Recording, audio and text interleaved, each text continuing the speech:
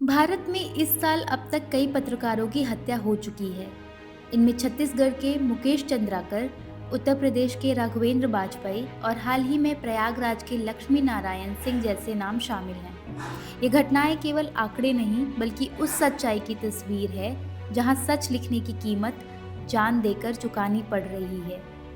पत्रकारों की सुरक्षा पर नजर रखने वाली संस्था कमिटी टू प्रोटेक्ट जर्नलिस्ट्स के अनुसार 1992 से अब तक भारत में करीब 47 पत्रकारों की मौतें दर्ज की गई हैं, जिनमें से लगभग 33 मामले हत्या के हैं। वहीं रिपोर्टर्स विदाउट बॉर्डर्स की रिपोर्ट बताती है कि पिछले 20 वर्षों में विश्व भर में लगभग 1700 पत्रकारों की हत्या की जा चुकी है और इनमें भारत की हिस्सेदारी भी कम नहीं है।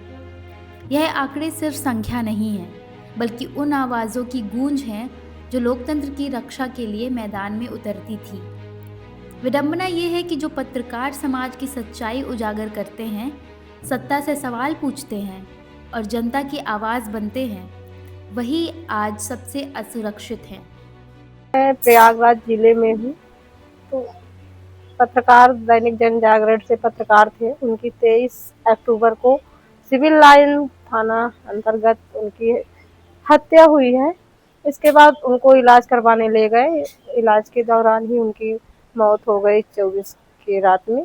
तो इस तरह से घटना हुआ कि पत्रकार आज सुरक्षित नहीं है, जबकि वो सबका भला चाहते हैं, सबकी दुख सुख में बांटते हैं, लेकिन इस तरह से पत्रकारों के साथ हमला हो रहा है तो फिर इस दुनिया में, इस देश में कौन सुरक्षित रहेगा।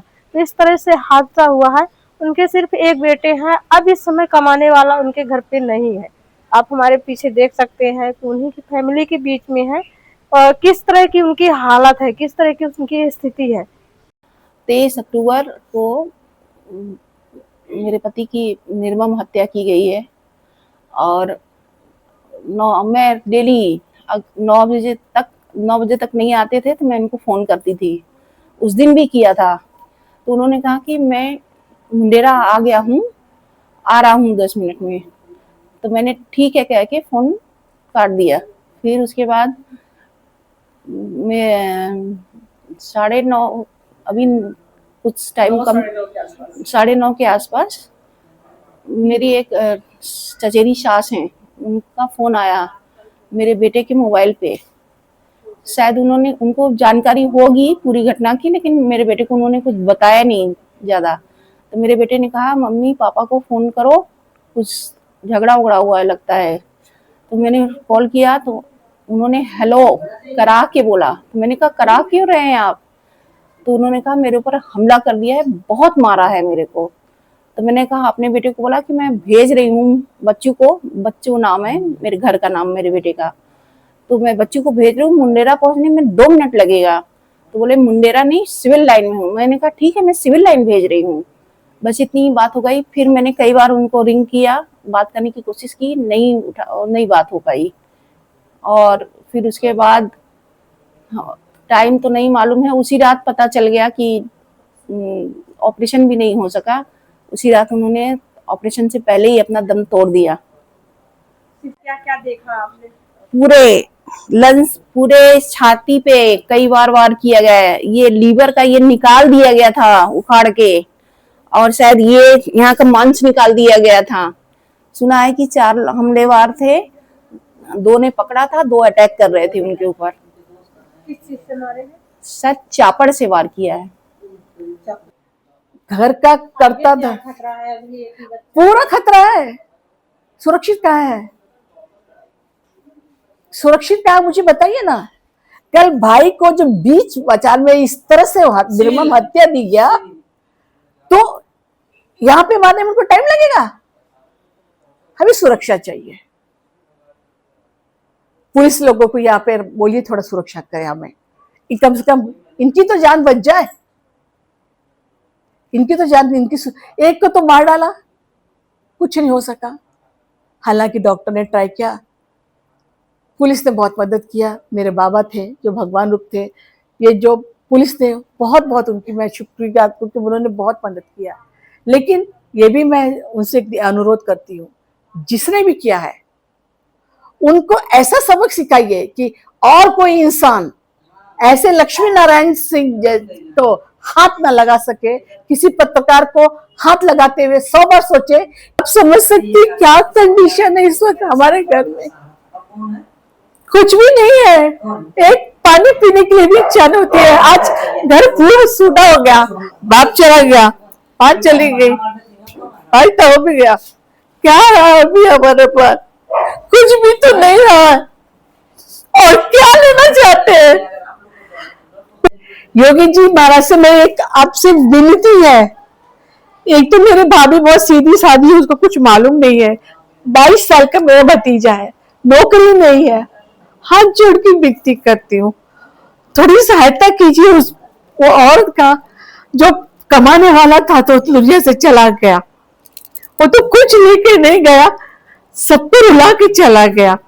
बच्चे के लिए तो कम से कम कोई सरकारी नौकरी कर दीजिए, कुछ दे दिए, उसके लिए कुछ मदद करिए ताकि उसका घर चले। क्या खाएंगे, क्या पिएंगे?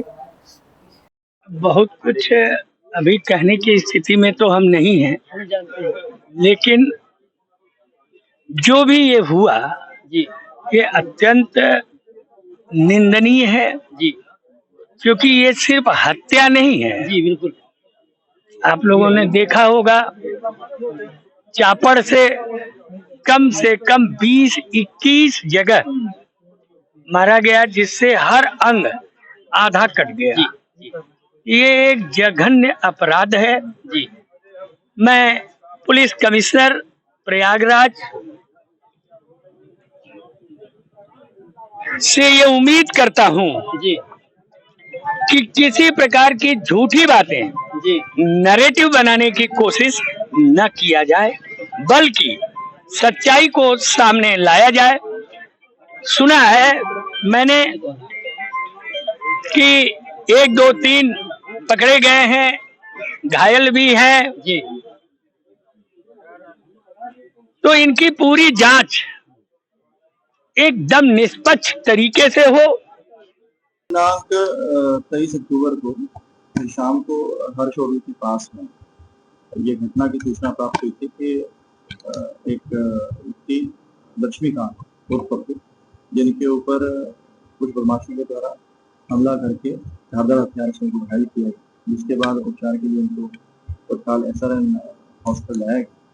इसमें उपचार के दौरान जो घायल थे उनकी मृत्यु हुई, और इसी में जो वहाँ घटनास्थल से साक्ष्य कलेक्ट किए गए, जो विटनेसेस थे या आसपास लोग मौजूद थे, उनसे बातचीत की गई और तमाम जो सर्कमस्टेंसेस थे उसकी जानकारी की गई। तो ये ज्ञात हुआ कि आरोपी विशाल के द्वारा ये घटना कारित की गई अपने कुछ सहयोगी के साथ में।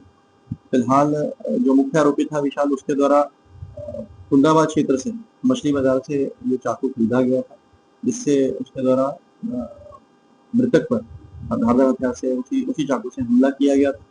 और फिलहाल दबिश में जो विशाल है आरोपी, उसके पुलिस मुठभेड़ में उसको अरेस्ट किया गया है, और मुठभेड़ में उसके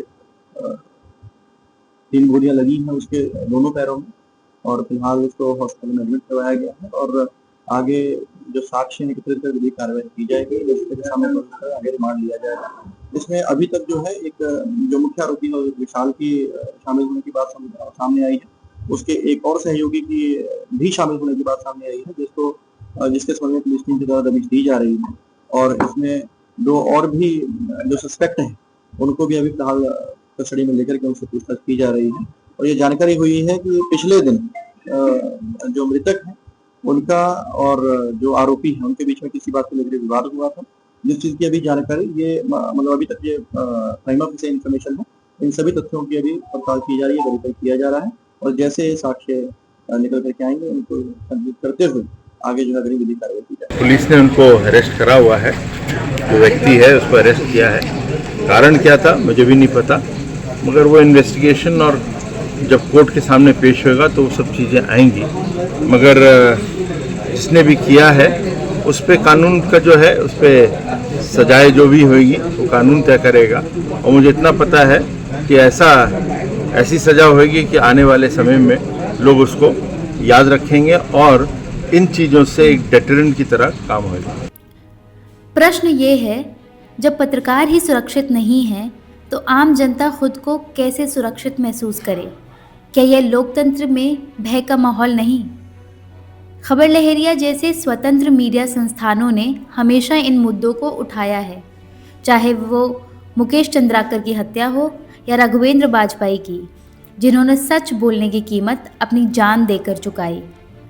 अब वक्त आ गया है कि सिर्फ संवेदनाएं नहीं बल्कि सुरक्षा और जवाबदेही की ठोस व्यवस्था बने, ताकि सच बोलना कोई अपराध न बन जाए। खबर लहरिया, आपकी खबर, आपकी भाषा।